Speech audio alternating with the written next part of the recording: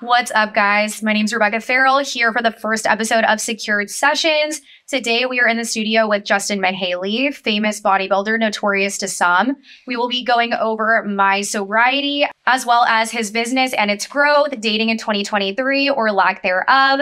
Let's see what happens today, guys. Let's get started. I was at Estelle's last night, and there was a sugar daddy situation going on, which, you know, it happens very commonly in Austin. Well, he was ugly. Okay. He was like mid-50s. She was smoking hot. Right. She might be 19 or 20. Oh, wow. Okay. Clear situation. For sure. Predicament. At first, me being the happy-go-lucky that I am, I was like, no, like, that's just like a daughter and her dad. I'm honestly the same way. I'm like, there's nothing going on here, nothing fishy. I'm friends with the director of operations there, and he was dining with Hugh and I. And he was like, no, that's unfortunately it's not that. He said, that's old Richard. He's here every Thursday. Old Richard. Back at it again. And, you know, how we talked about, you can tell wealth. This guy was rich. Like, you could tell he was crazy rich. I walked out later on. There was, you know, a Lambo outside. I asked, is that his? And they're like, yeah, you know, yada, yada, cool, super dope. Yeah. Do you think women desire that? Absolutely. Yeah. I feel like it goes along with the masculine energy. They want to feel like that person can provide for them. Yeah, right? But this is a 55-year-old dude. Like, is she fucking him? Probably so. I mean, I don't know the girl, but I think it's safe to assume. I mean, do you think they're just going to dinner and going home? What does he gain from that? You know, it's like, I'm not sure. I'm sure it's transactional. Or for all we know, maybe Richard's lonely. You know, maybe he works long hours. Maybe he just wants to have company at a dinner. Very well could be.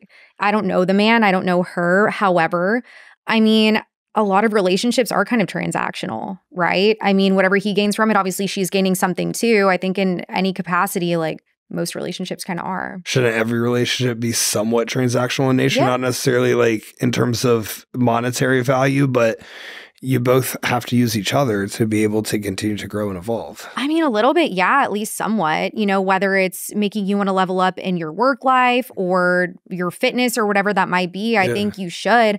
I think, you know, there's different types of transactions. Yeah. For sure. I think there's things that are emotionally transactional. This one could have been physical. Who's to say? But yeah, I think, you know, you should gain something from every relationship or a situation that you're in, for sure, at least somewhat. There's a TikTok I saw maybe a year ago or so. This guy claims to be a person who sets up these really hot American IG girls, like, come over to Dubai, and they get, like, you know, all of this insane experience. Yeah. But there's things that they have to do to gain this insane experience. Yeah. And oftentimes the providers of the experience, like, it's not that they spend much time together and stuff, but they're forking up $100,000, $150,000, $200,000 US for these women to have this insane experience. And there's some interesting kinks that go down. Yeah. And he's like, your favorite Instagram model, he starts showing some people he's apparently worked with. Right. Like, they're coming over and getting pissed on. I've heard, I've heard about those. And they're, you know, doing some other things that I, you know, don't really want to talk about in a podcast. It's for the After Hours podcast. Yeah, the After Hours podcast. It's for the casting couch at the bar we went to, That doesn't exist anymore. Exactly, R.I.P. Currently 8 floors underground. And that changed it's not that I've ever had this grandiose of a vision of, like, these women on Instagram, because it's awesome. It's all a little fake. Well, it's like, don't meet your idols, that kind of thing, right? Oh my like, God, you don't wanna, Oh yeah, Thomas and I were just talking about that recently. Actually, I didn't tell Thomas you were on the podcast. It's absolutely hilarious. He would love that. It just always seems like, yeah, of course this is fake. Like, of course this isn't actually you, because there's a male that will give this. I say that to say, now we have this current situation of OnlyFans. Yeah. I look at someone like you who is so successful in your life, making more money than any of these OnlyFans girls. Maybe not any, but yeah. Most of them. Yeah. You're also more attractive than again, most of these OnlyFans girls. Guys, he's in love with me. I told you. Tell him to stop. To be honest, I do have text on my phone from Rebecca last week asking if I would marry her. It's valid. Irregardless. Moving on, guys. You want to keep going? You want to keep going? So she's blushing, guys. She's blushing. Men now more than ever can just pay $20 in a subscription to like, if not like $5. It's nuts. Is that what it is? I've literally seen. Sorry, guys, like, but for the first 10 people to sign up, it's like $2.99. $2.99. Women are giving their nudes away for $3. You could go pick up cans, aluminum cans, and deposit them to the city and make more than that. Like, what? What? That is insane.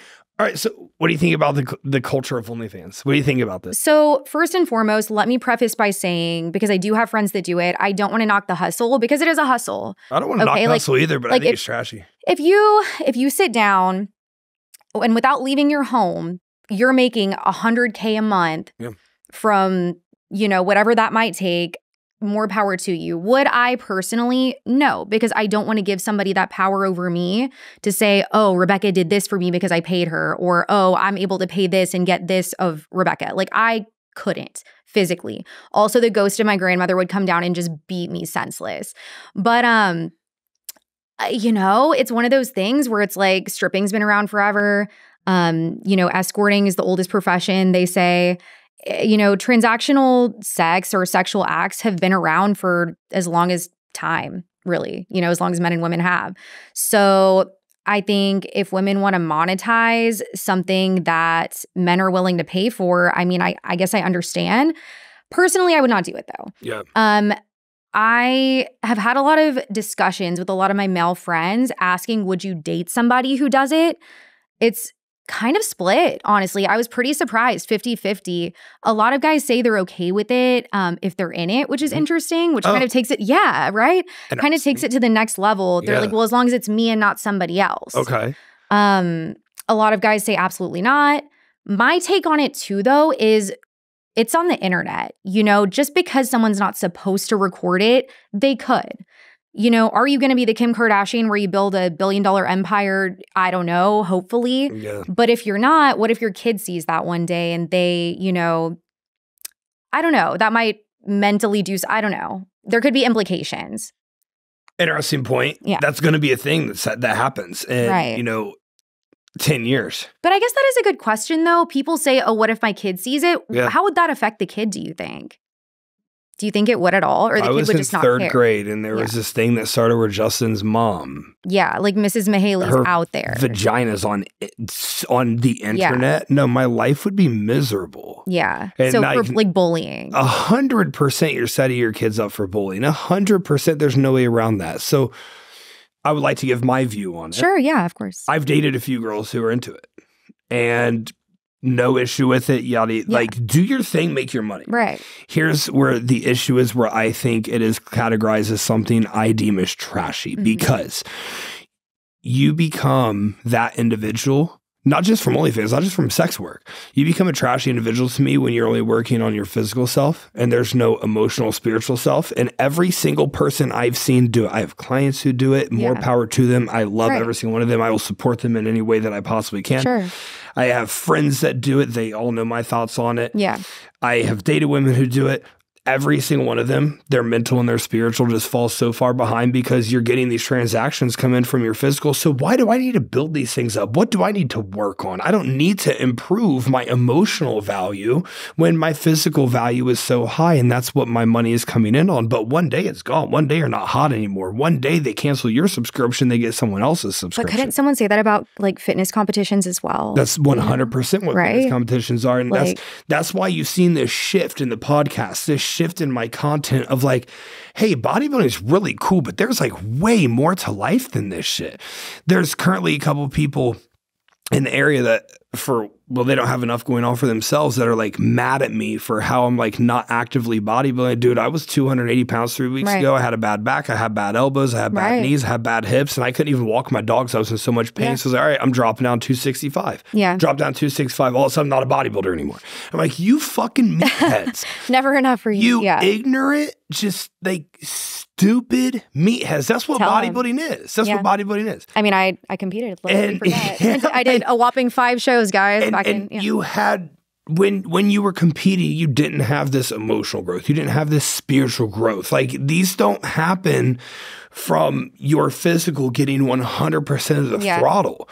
There's a world that can exist where all of these things increase over time and you don't completely wreck all of your romantic relationships, all of your social relationships, business relationships when you're in a prep because you don't have the ability to have any sort of emotional intelligence.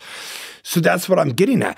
This is the issue of, but now these people are taking bodybuilding, you can't make any money in. Yeah. And now they're taking it to Onlyfans, which like you obviously can't take money in. So we're bodybuilding and we're doing OnlyFans and we're not doing anything else for ourselves. How do we grow as emotional humans? And now there's going to be this discrepancy. Physique is insane. Unbelievably beautiful woman. Just top of the charts. When you see her, she just like makes your jaw drop. Right. But then you talk and there's no substance. We're seeing that now more than ever. Yeah. So now we're getting into this conundrum of, wow, like men fucking suck. All these hot girls are doing OnlyFans and like they're kind of deteriorating as it goes. They're wasting their opportunities away. When is like enough? Like at some point, this thing has to even out. Right. My one last note. Yeah. If you're doing OnlyFans, you're a sex worker. That's okay. Yeah. That's perfect. Men are paying to match. Right. They're willing to pay. Yeah, absolutely. There's nothing wrong with that. Don't say you're a fucking entrepreneur. Don't say you're not an entrepreneur. Listen. You're not an entrepreneur. But what's the definition of an entrepreneur though? Listen. Someone who owns a company, runs a company, grassroots a company. But do they not? What if it's like, say you have an OnlyFans, right? You have Justin Mihaly, LLC. Should I do OnlyFans? Yes. You want me to do an OnlyFans? Yeah. Would you sign up? Yeah, for sure. $2.99 a month, for sure. First 10 people, $2.99 a month. What do you guys think? $30. Drop it in the comments. That's an extra $30. Let us know. I'll get on OnlyFans. How much would y'all pay for Justin's OnlyFans? I'm genuinely curious. It depends on what they want. You do like requests and stuff, but just flat monthly rate. I kind of want to know if you guys want to just tell us below. But $40. 40? I'm worth 40. Well, imagine you have like 100 people. It's pretty good. That's pretty good. Yeah. I might sign up for OnlyFans. Did we just have a revelation, guys? We did. Another pivotal moment, just like the first time. Yeah, I don't know. Honestly, I don't know that it will level out. I think it's going to keep becoming more of a disparity. You know, saying like, oh, you have men that are doing this, women who are on OnlyFans and not taking care of their mental state, which I think could be said for any job. You know, sales, modeling, whatever it might be. I don't think it's just confined to OnlyFans and their mental state deteriorating. I think society as a whole, their mental state's deteriorating due to social media, comparison, you know, always comparing yourself to other people's physiques, where they're at in life. So I don't honestly know. I think it's just going to keep getting worse. Truthfully, that's a little morbid. There's no hope for anything. There might not be. Yeah. Social media could have been a downfall of it all.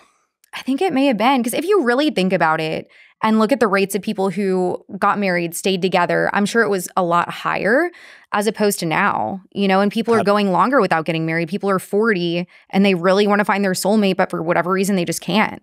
And I think social media is a big contributing factor to that. Is there an age that you think of that like, man, I need to be with someone by this age? No, because if I have to force myself to be with somebody, then I just don't. You know, if it's like a last-ditch effort, coming from a smaller town, I saw that a lot. Yeah. People graduating high school even and just thinking, oh, the next logical step is let's get married, let's start a family, let's pop out some kids. I couldn't. You know, I would rather be alone, which I wouldn't be. I'd have friends and family and all that, than be with somebody where I felt like it wasn't the right person. Because, I mean, if you're in that situation, you're going to just feel alone anyway. Sure, outwardly, oh, I'm married, I have this relationship. But at the end of the day, you're laying in bed next to this person that you don't even like that much. That's horrifying. That's literally like my sleep paralysis demon. Like, I can't even imagine. So you'd rather be alone the rest of your life than have like an 85% fit. 100. Well, 85 is pretty high. It depends what the 15% is that's missing. Good point. Because, I mean, you're not going to have 100%. 15% as they play video games. Oh, God, no, absolutely not. Divorce immediately. 15% is their own OnlyFans. Oh, I don't know. I guess it depends. But Yeah, I think it just fully depends on what that 15% is. But at the end of the day, if I have to make all these concessions just to be somewhat happy with somebody, that sounds absolutely miserable. I mean, don't you think? Would you, let's say you're 50, Muscle Mansion's in foreclosure, and it's time to wrap it up and get married. Yeah. What concessions are you willing to make? You know, are you willing to look past maybe lack of personality or, okay. So what are non-negotiables for you? Sex. Okay. Charisma. Personality. Thinking I'm funny. Hard worker. Yeah. Like you got to go because I'm nuts. Yeah. I'm absolutely insane. So I have this weird thing. As I'm transitioning, I'm adding new business ventures right now. Like the public speaking, the podcast obviously is different. Are you going into public speaking? Yeah. I've had some events. That's nuts. Events. Oh, are you? Yeah, I'm speaking. Well, this next statement is going to be really, really good for the viewers. Then this will be great if we come back like 5 years and we're married. This is going to be an awesome podcast. I have this vision of like I'm speaking. And then my fucking wife is speaking after me in front of this sold out Moody Center. It's like Grant and Elena Cardone. Yeah. 100%. Or like the Hermoses. What's her name? Lily? I don't know. I know him, but not her. Like, I think that is that is power couple as fuck. Yeah. I have this huge one. I have a huge friend group. This is a rather recent revelation of mine. Yeah. You're the first person I've said this to. I have this massive friend group and I want someone to bring their friends. I want someone to have their own friend group. Yeah. Commonly I found myself dating people that don't have their own friend group. But I implore everyone around me, like, yo, get your own friends. Yeah. Like get friends outside. My group's very comfortable because we're all successful individuals. We're all working for a lot. We have a lot in common, yada, yada. But I'm the one, Rebecca, one of my biggest gripes in life right now. I'm the one always bringing new friends into the friend group. Right. So the friend group goes +1, it's me. Because I just make friends. Yeah, I know. The dermatologist. I still had it in front of my very eyes. Yeah. Yeah, and here he comes. Yeah, right. I also when we get married, he can be the, what's that called? The ring bearer? No, the person that says the person that validates the wedding. The fact that I don't know that. Yeah. The officiant? Officiant, whatever the fuck it's called. Oh, sorry, guys. Wow, there are going to be some women that are so pissed when they hear this podcast. Like, I'm sorry. I just sell alarms. I don't know. Like, I just want to make money, guys. I have no idea. We haven't even touched into that yet. Yeah. Of what you do. A door-to-door salesperson, guys. And she's all of this. She, like, all of these things. She has all this success. She has all just by knocking on doors. Yeah. Yeah. And cold. Like, these people have no idea that you're coming. You don't have appointments. Clue. I just show up. And I literally get them to cancel the system they have, get a new system, give me all their payment information, get installed that same day. When they had waking up in the morning, they had no clue that I was just bopping up to their door, like no idea. Cheers. Yeah, cheers. Rebecca got us delivered some, what is this? Talk to me. Prime energy drink. If you guys want to sponsor me, please do. I have a severe caffeine addiction, but basically. You not listen to any of my podcasts about how much caffeine is too much caffeine? I mean, I might have listened, but I'm not sure that I will follow through with doing anything about that, as you can see by my 3 drinks here. Yeah, I got destroyed on Reddit. I got destroyed on Twitter. I got destroyed on Instagram. And my thoughts on that. Roast me in the comments or say anything. I hope so. No, that's what we want. That's what we want. You see? Yeah. Can I get one Reddit thread? Just one. You don't have one yet? No. Well, now that people know that we dated briefly, then you're definitely getting one. Guys, roast me. Please drag me for all I'm worth. Like, all I'm door-to-door whore. New Instagram handle. I love it. That's the door-to-door whore. That's what the people. Yeah, when you start having success, that's what people thought that you were. You were just a door-to-door whore. Absolutely hilarious. So you started knocking door to door. Actually, before that, yes, you left to move to Cali from. Yeah, I guess I could kind of start with my life. Should I do that? Let's talk about Cali because, I mean, I was supportive. Yeah. I remember messaging you. I was very happy for you, but the whole time I was like, oh, she's coming back to Texas. She's a Texas gal. That's true. What happened in Cali? So basically, very, very long story short, I went to college for pre-professional biomedical science and chemistry. Okay. Yeah, I know. So I basically wanted to become a dentist. So it's the degree that you need to be a doctor, a dentist, a surgeon, what have you. It's like a pre-med degree. So, of course, me being competitive and always wanting to do the hardest things, that's what I picked. It was horrendous, hardest thing I've ever done by far. I graduated, and instead of going to dental school because I wanted to live, I decided to go into medical sales because it was kind of a marriage of my degree and my passion, which was sales. So, did that for a little while, realized very quickly that that wasn't necessarily my passion, and that's how I got into door-to-door. But before I kind of get into the door-to-door journey, I'll talk about Cali. So burnout's a real thing. Mental health in sales is also a very real but taboo thing. And both were applicable to me at the time. Why is it taboo, Rebecca?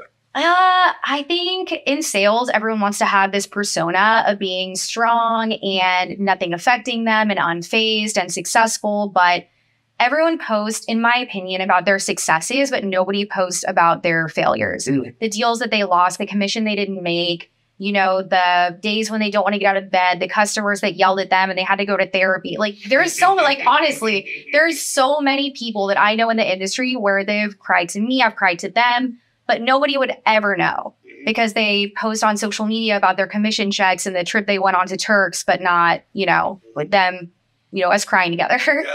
So, yeah, I think that's why it's taboo, but my mental health really just honestly tanked. I had been doing door-to-door for a year and a half, maybe at that point, had a lot of success, grew a team that was really successful too, but I felt like I would be doing them a disservice to continue managing them in the fashion in which I was, which really wasn't at all. I was very much checked out. So I thought to myself, okay, you know, maybe medical sales is my passion after all. So I got a job offer from this massive company.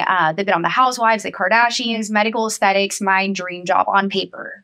So I took the job, really great sign-on, great salary, moved to California on a whim, didn't really know anybody, and just started this job. And I thought to myself, it's probably meant to be. It's a fresh start, new place. I've never lived in Cali.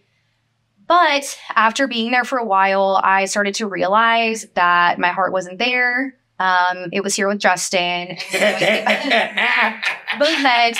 yeah, I don't know. I think it's one of those things where sometimes you have to leave a situation to know if it's meant for you or not. And you have to try something or else you'll always wonder what is.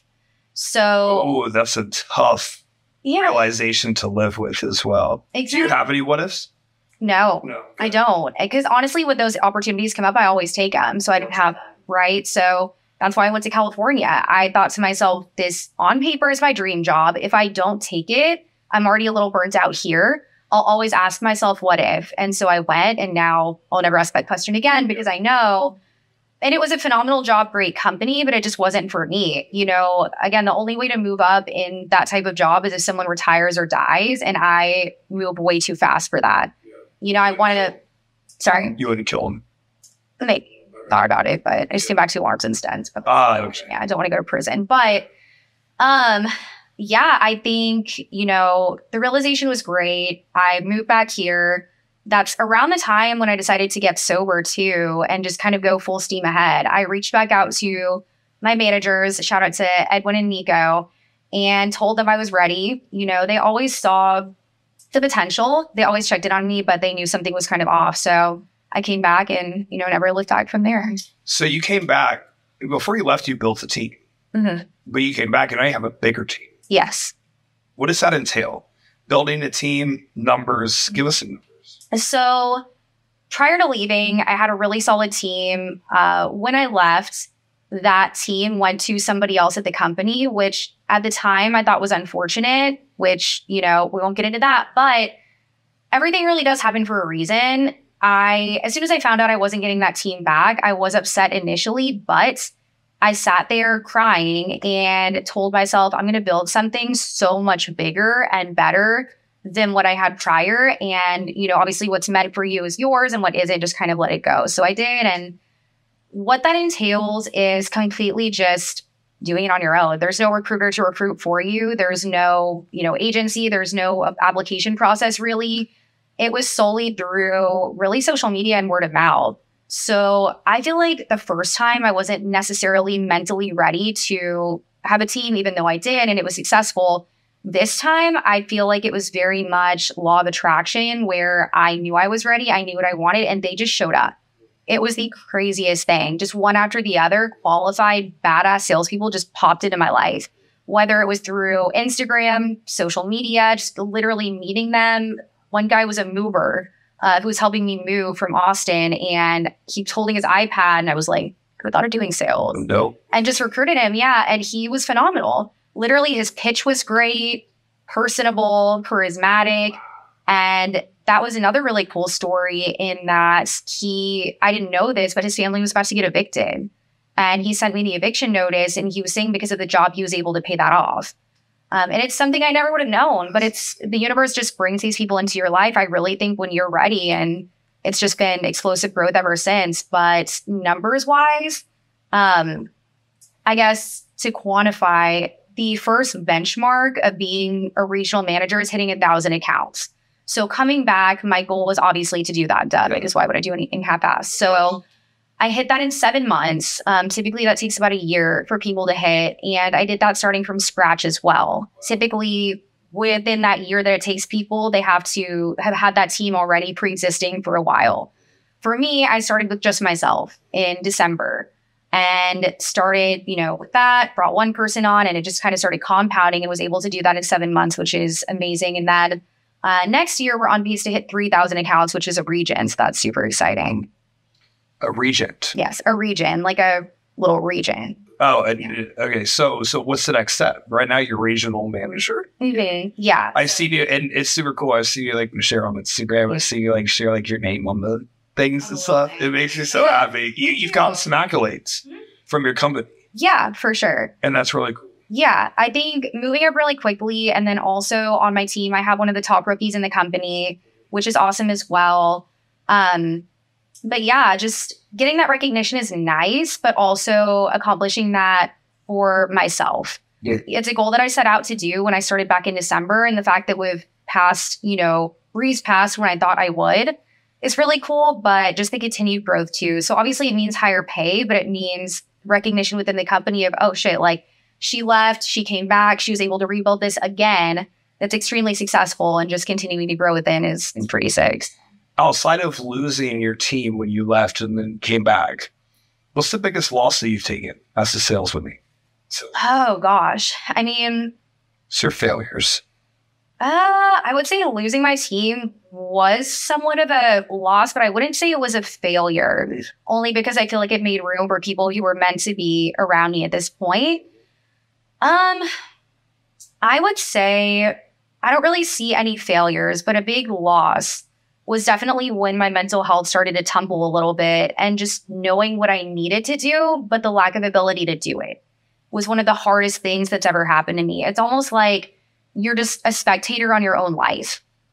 You're kind of watching from the outside, looking in at yourself, knowing what you should do, but you physically can't make yourself do it because of your mental health. And that was the hardest thing, knowing what I'm capable of, knowing what I've accomplished, and knowing what I've done, but the lack of ability to actually put my feet in motion to go knock the door because my mental health had just tanked that badly.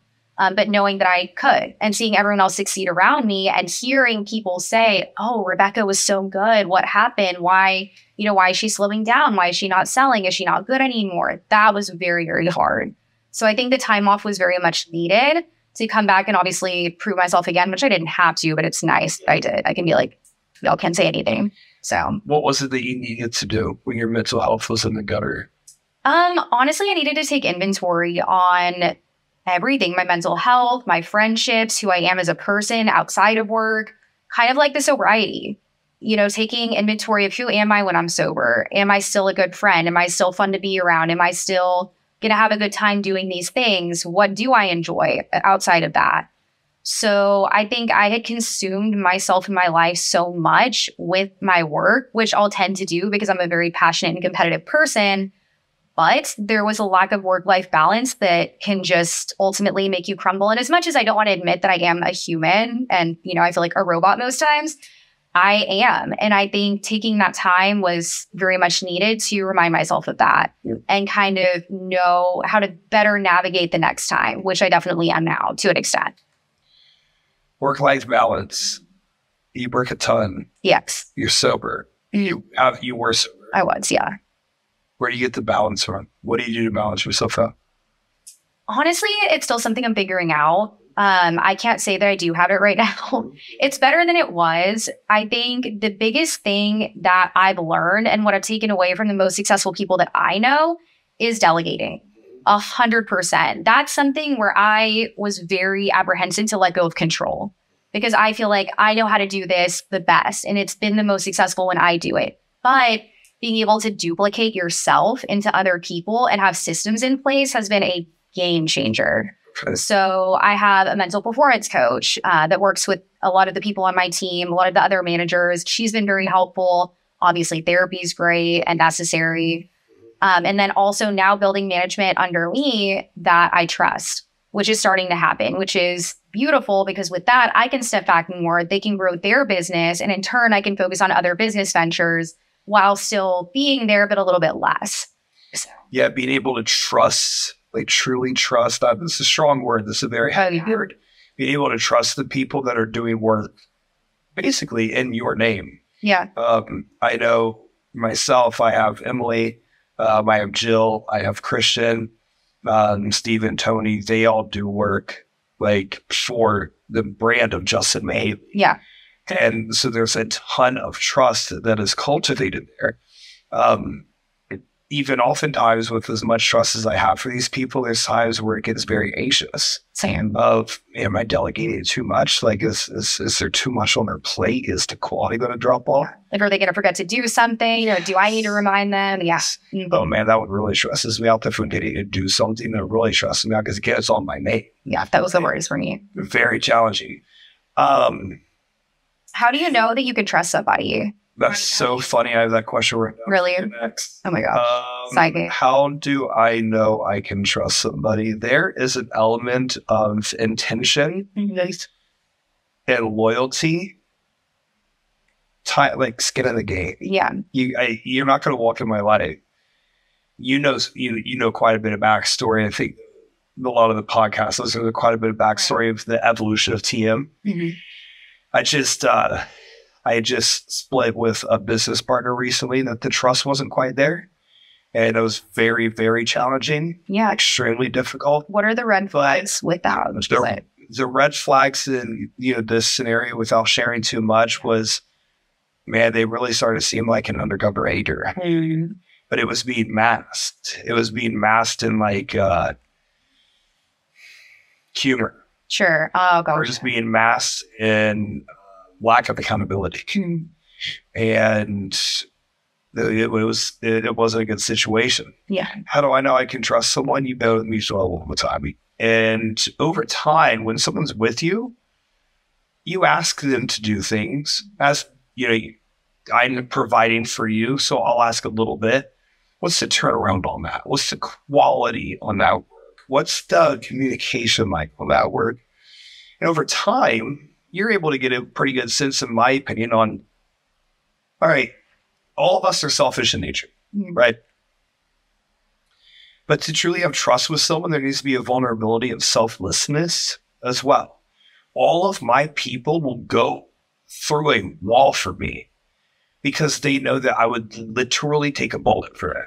Absolutely. Good people, well-intended people, hey, Rebecca, they don't fuck that up. There's not many people on this planet that are going to do that. Truly, I feel like this. You fuck things over with me, you're never meeting someone like me again in your life. So, like, have fun, like, good luck. Like, I wish you all, and I root for every single one of them. When I see them winning, it makes me so happy. Right. But I know for a fact how rare this is. Right. And I know that you vibe on that same frequency. Like, no, I'll literally set up a loaded gun for my people. 100%, yeah. And I wouldn't even think twice about it. Good luck finding that elsewhere, because something else about me, and I know you're the exact same way, You ask me to do something. You want people to ask me to do something. I might not have the tools. I guarantee somewhere in my network has the tools, and we're going to get that handled. Right. We're going to get that done. It's 100% signed, sealed, delivered, and so forth. Yeah. So I think it's just skin in the game. It's how do they respond to when like I kind of lay my neck out there for them? How do they respond to when I go really hard for them? Does their level raise, or do they stay where they're at? Yeah. You need to raise. Right. There needs to be equal reciprocation and equal transfer of energy. Yeah. So now I'd like to ask you that exact same question. Yeah. I think them doing something for you without being asked, and kind of like acts of service, you know, for example, so when I think it was around the time you started your podcast, or you brought up something about Rogan, and I thought to myself, oh, I know this guy in Austin who was on Rogan. Maybe I can connect you guys. And very much same with me starting my podcast, right? How you were immediately open to helping and giving me your people and sharing your resources. I think that speaks volumes. You know, wanting someone to be equally, if not more successful than you, or if you have a way to help them do that, doing it. As opposed to just saying something or just words, it's actual actions that assist that person in their growth and show that you see their future. You know, you have like a stake in their future in a way. Yeah. I definitely feel that way. Like when you came to me about the podcast, I was like, oh. Yeah. Like I know this. Right. Like, I know this realm. Yeah. And like I also know you could be really good at it. So it's like there's obviously trust between us. There's a lot of years of friendship between us as well. But the hard part is when like you really thought you could trust that person, and then they fuck it up. I've had that happen a few times for sure, especially in a work setting. It's been tough. It really is. Like, what's your mental health like through those situations? To be honest, the way that I see it is you can sit and dwell. Obviously, you're a human being. You're going to feel something and like a tinge of remorse or just sadness or whatever it might be. But if you stay in that place, it's kind of them getting exactly what they want, right? So I think assessing it, taking inventory, moving forward, and just making a note, not to close yourself off, but kind of how they moved and why you guys got to that point and maybe how it got as far as it did. And then proceeding cautiously, but not closing yourself off. Because obviously for every person like that, there's going to be a million great ones. Maybe not a million, but, you know, a good handful. So. Does it ever fuck with your self-belief? No, never. Because I know it has nothing to do with me and everything to do with them. It's like if you're the best girlfriend in the world, right? But your boyfriend cheats on you. Chances are it has everything to do with him and his mental state and things that are going on within him. And it's not at all reflective of you, who you are as a girlfriend, who you are as a person. I feel like it's that way in a business sense as well. If somebody's going to go out of their way to show you who they really are, one, it's a blessing because you didn't have to wait years down the line when there's millions of dollars at stake to find that out. But I think it's also just, you know, they also true. What's your relationship with second chances? It depends on what context. I think people make mistakes, but then I also think there's malicious intent. So it really depends which of the two. And I feel like having known that person for a while, you can kind of assess which it is. Like you said, with that situation, without going into too much detail, you were kind of able to see little things here and there that may not have even been intentional, but they did seem malicious. Yep. Whereas I think if somebody makes a mistake, that's a bit different. I agree. But for me personally, there's been several instances where, you know, it was someone that I hired, and they went behind my back, basically trying to move up past me in the company by saying that I said things that I hadn't. But this was someone that I was very close to, really, really good friend. I met them actually on West 6. Funny enough. No way. Yeah. And I brought them into the company and they started making more money than they ever had. But greed can consume people sometimes, I think. And it can overshadow friendship, loyalty, and it's an ugly side of somebody. But again, I'd rather see it now than years down the road. So in a way, it's kind of a blessing that it happened now as opposed to way later. Yeah, money can really establish your character. Second chances, definitely dependent on whether it's malicious or not. Yeah. Do you feel the more successful you've gotten in your professional life, the more malicious, intended, negative things are happening? Like, for reference, before Team Mihaly was very big, before Grow Right Podcast was very big, and there were companies that were doing well, I feel like it was just Yeah. I said, like what you're talking about. Like, well, Justin said this. I know Justin never said that. But it wasn't with much stake on the line. It was just like little tiny tiffs. Yeah. Now I feel like it's like, like people are trying to like trash your reputation. Yeah. And that, as I've gotten higher and higher into the realm of whatever realm I've seen the threads. Yeah. Like, yeah, it's unfortunate, but it's not fun. Yeah. What do you think? Like what's psychology going through these people's heads? Like, do you think they just need to like, well, this person's doing so much that like I have to make these things up to pull them down? Yeah, well, not quite. I don't think that they actually think they're going to pull you down. I think that in their head, they want to pull you down. So where I don't think that they assume that it'll really happen, but I think that they want company and no misery. You know, I think they know that they'll never, with their attitude, they could if they were more positive, but with their current attitude, they'll never attain that level of success. And maybe they don't want to put the work in to do that. Or maybe there's factors that they think are preventing them, whatever that might be, or their limiting mindset. I think it makes them feel better about their current state and condition to diminish someone else's success. Even though it won't actually, and it's never going to slow down people who are truly successful, mentally for them, I think it's a coping mechanism of thinking to themselves, oh crap, well, he's making more money than me and he's more successful than me, but I bet he does this. Let me put this out here. And if other people take my side, at least I'm not alone being a hater. So some of my favorite ones are when they like bring up my ex-girlfriends and stuff. Yeah. That I'm literally best friends with. And I'm like, can you guys not like put two and two together? Like they only said, but I don't think they actually believe it. You know, I don't think they actually think it's true. No, they absolutely don't. I think you said perfectly. They just want company in their misery. Yeah. And you know, there was this interesting thing that happened recently. I was at Codependent, and on Labor Day, like I was there working. Yeah. There was only two people that was there working. Yeah.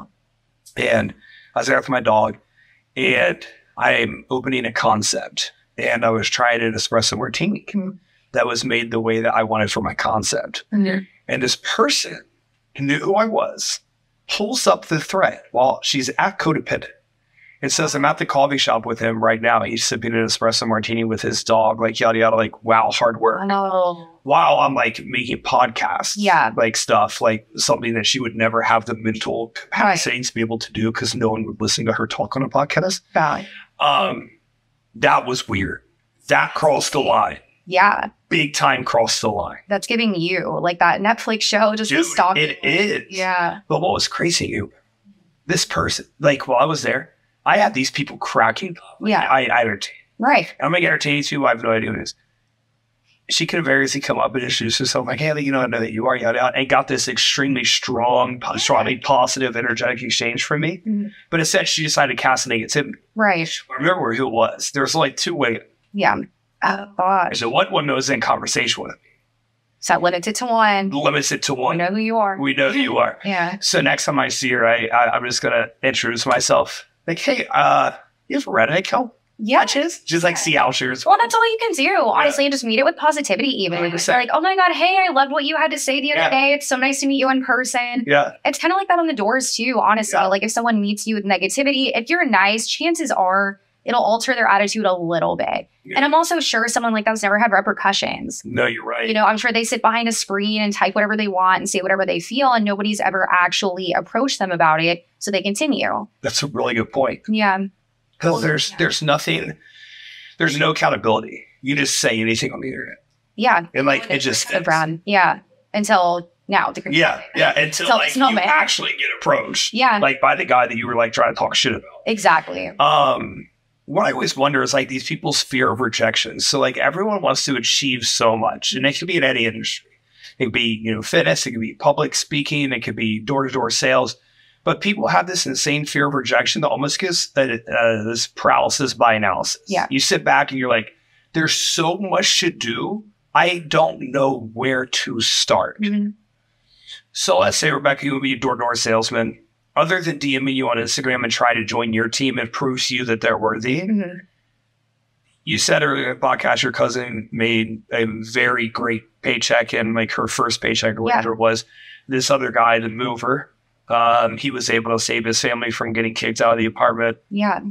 People are in the same position listening to the podcast right now. What do you do? Where do you start? One, DM me if you have a good work ethic. I'll help you guys out. But two, honestly, there's always a way, man. Like, I know you don't know my entire story really, but there was a good stretch where I was living in a literal car. Like, yeah, it's been a bit of a struggle. So, and even then, Why you were doing door-to-door sales? No, it was before. Yeah, it was between college and med sales. It was a tough time for sure. And a lot of people don't know that, but I think it's relevant to say because it's easy to see somebody who has success, like, you know, that lady looking at you at Codependent or whatever it might be, and not know the struggle that it actually took to get there, and that you guys are maybe more similar than she thinks. Yeah. And to have anger instead of ambition. So step one, look at your options. There's always options. Whatever it is, go be the best at that. Whether it's going to be a cashier at Buc-ee's, there is nothing wrong with that. But be the best cashier that you could possibly be, because I promise you, law of attraction, someone's going to walk into that Buc-ee's. It's going to be a CEO of a company. They're going to like your attitude. They're going to think you're a good salesperson and they'll hire you, like I did with the mover. Just whatever you're doing, even if you hate your job, even if you're miserable waking up every day, fake it. Walk in there with a smile, do the best job you can possibly do. And I promise you, through that transfer of energy, someone's going to come along, the right person will come into your life, and you'll have that opportunity. Because I guarantee with you, you aren't drudging around, upset about your circumstances. You just put your head down and worked, and things have been working out, but not by chance, but by the energy that you put out. So similar with me, I think opportunities have presented themselves completely by chance, but also not by chance. Because had I been going about life hating my circumstances, I might still be in that car, you know, I might still be out here with no money and no, you know, prospects. But because of the attitude and kind of how I persevered and went about life and had that mindset, I think that's attributed to most of the success that I have. So mindset, I want to chat about that real fast before we finish up here. So your mental health has had ebbs and flows throughout your sales profession and yielding this team. Your day-to-day mindset seems to me to be rather same in terms of extreme ambition. Like you just wake up ready to attack. You wake up ready to chase that lion that we talked about earlier in the podcast. Oftentimes people wake up and just leave it to chance. They leave their mindset to chance. Yeah. Now achieving the metrics that you've achieved, how cognizantly aware are you of the things you're doing now to set yourself up for tomorrow? How aware are you of these things make my mental feel better, these things make my mental feel worse, so I need to leverage these things, maybe in a nighttime routine, maybe in a morning routine. And there has to be something that you're doing to keep your mindset continually at this extremely elevated level. Yeah. That's not just like popping a fucking ad at you. Yeah. Like there maybe 2 of those a day, but maybe 7. What are you doing to help yourself stay there? So one of the most interesting things that I think Rob Dyrdek said this, and he's a phenomenal speaker. I think he has a podcast as well. Never would have seen that coming from the Fantasy Factory, but really love him so much. Motivation is fleeting. It's fleeting. You're not going to feel motivated when you wake up every day. In fact, most days you probably won't. Obviously, in a perfect world, in a perfect job, you would. But having systems in place, you know, I wake up every day at this time. I'm going to go to the gym at this time. I'm working from this time to this time. So even on the days when you don't feel like doing anything and you're not motivated, it's second nature. And you have these systems in place for your success. So, you know, if you follow those, you know, at least you're not going to backslide. You might not progress that much that day, but you know, you're not going to backslide into old habits that are probably bad for your growth. So I would say that's the biggest thing, is having systems in place, having a set schedule, hiring people for my team. I hired a PA recently, and that has been an absolute game changer. So I think that would be the biggest thing for me, is knowing that obviously you're not going to feel the best every day. You're a human being. Your mental health is going to fluctuate, ebb and flow, but having systems to know that you won't backslide are the most important, probably, for a time. Yeah. What about you? I like that. I think my backbone is very much so the organizational systems I have for myself. Of, you know, I wake up at this time, I go to bed at this time, at night I do this stuff. I have my meals for the day planned out. I take as many decisions away from the day as I possibly can so that I can just execute. Right. And man, I'm very much so like you. Like, there's not, wow, I don't really feel motivation much anymore. Yeah. I'm definitely in a burnout phase right now. You think so? Still fucking destroys everything that I do because only option that. I was gonna say, what else are you gonna do? Yeah. Yeah, I'm very. Just give up. Like 2 months into a burnout. Yes. No, I hear you. Honestly, I might be too. Like, one of my reps was asking me the other day. They're like, "Are you like kind of?" I'm like, I don't know how I feel. Yeah. Autopilot, but yeah. It just feels a little dim. Like, it's not in a bad way at all. Like, it's not like in a scared way whatsoever. It's just like things are a little dim. I think it's necessary. You appreciate the highs if you don't have the lows, you know? Yeah, that's a great point. But there's very much so a light at the end of the tunnel shining for me. And like, there's some large decisions that have been made recently that definitely make me closer to that. But man, the routine, how few decisions do I have to make in a day so that I can, so like my job's over the years. So you go door to door and you're entertaining these people with this front. So my job's like, I create content every day. Right. You know, there's 4 podcasts this week. I'm 2-hour episodes. After this, I'm due like at 2 p.m. It's currently 2:05 p.m. At 2 p.m., Christian and Jill are at my house right now, the content room. We set up a content room at my house 6. Like they're ready to, I go straight to content after this, and I go straight to my client check-ins after that. So it's like, there's no decisions. You just fucking kill. Right. Like the lion is directly in front of me and I'm on its fucking ass. And I'm just chasing it. Yeah. And then tomorrow, like I'll go to bed, you know, whatever. And tomorrow I'll wake up and I'll go find it like during my morning walk. And my motivation just doesn't exist anymore. Yeah. Like I think this might sound sad. I'm not sure what I'm motivated by. No, me neither. You just keep going, right? Like I feel like there's no, like I said, if there's an end goal, then it means you don't really care that much. There isn't really that much meaning behind what you're doing. I feel like you just kind of keep pushing and see how far you can actually take it. And that's all you can do. But that's real powerful. That's a powerful realization I feel like I'm having right now. Yeah. Like, oh, wow. Yeah. It's been a long time. You remember when you like were just getting started and like just seeing the money come in, success come in, and you were starting to see like you felt that motivation. Right. Drive. Yeah. That's interesting. Yeah. Do you feel motivated with your podcast? Yeah, absolutely. I feel like it's something new and exciting. Yeah. For me, like I said, very competitive person. So any new venture, I love. Anything to kind of reignite a passion for something. Because even if you don't have motivation, I think it's important to still have passion in something. But I want to say it was our CEO that said this. If you're not moving, you're dying. Literally, you're just stagnant. If you're not growing, you're dying. What a full circle moment, guys. Yeah, that's the entire essence of like the Grow or Die name, the Grow or Die podcast.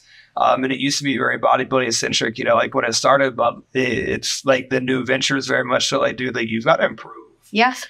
And I think this is a perfect conversation for that improvement to happen because even myself, even yourself, we've achieved so much by the age of 30 that other, you know, people around us haven't had the ability to do so yet.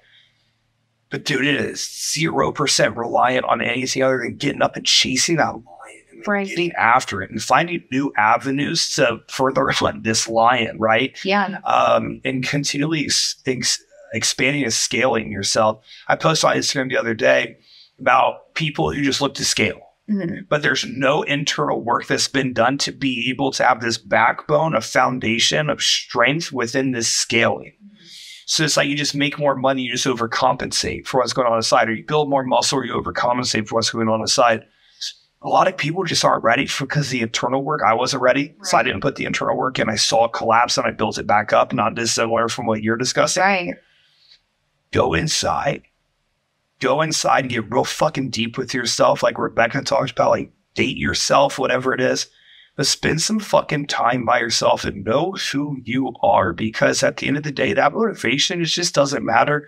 I know who the fuck I am. And I'm someone who attacks. Yeah. And I'm going to keep fucking attacking until the fucking wheels fall off. And you're going to do the same. Absolutely. We're going to be 60 years old in the muscle mommy mansion just attacking. That's true. But yeah, at the end of the day, you're all you have. You know, you can't rely on a guy to come along or someone to come do this for you. Like, you got to get up every day. You have to work. You have to keep pushing or else, you know, just, what are you going to do? Die, I guess. Phenomenal conversation. Thank you. That was epic.